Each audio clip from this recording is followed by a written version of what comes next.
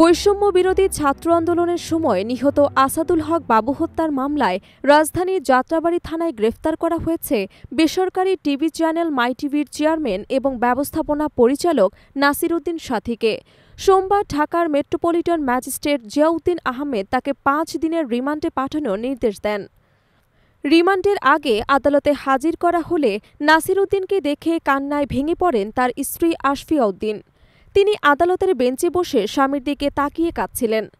এদিকে নাসির উদ্দিনকে bullet proof jacket এবং হেলমেট সহ এজলাসে আনা হয়। তার স্বজনদের উপস্থিতিতে আবেগমাখা দৃশ্যের সৃষ্টি হয়।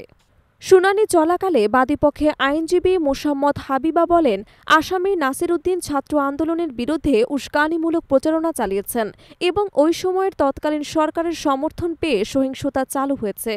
তিনি আরও দাবি করেন, নাসির উদ্দিনের কর্মকাণ্ডের ফলে স্থানীয় আওয়ামী লীগের কিছু কর্মী এবং আইনশৃঙ্খলা বাহিনী নির্বিচারে গুলি চালায়, যার কারণে আসাদুল হক বাবু নিহত হন।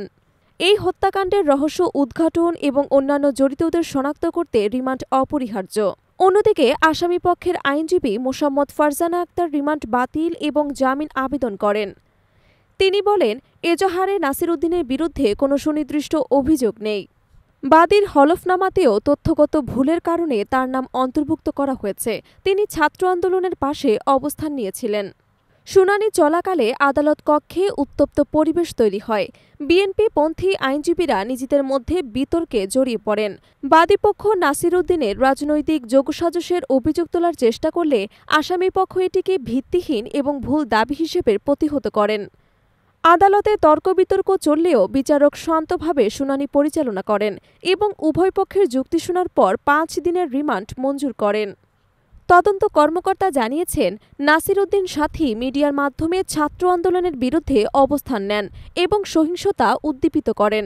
উল্লেখ্য, রিমান্ডের মাধ্যমে তার বিরুদ্ধে আরও জিজ্ঞাসাবাদ করা হবে এবং অন্যান্য অজ্ঞাত আসামিদের শনাক্ত করা হবে। মামলার রাজনৈতিক এবং সামাজিক প্রেক্ষাপট এই শুনানিতে স্পষ্টভাবে প্রতিফলিত হয়েছে।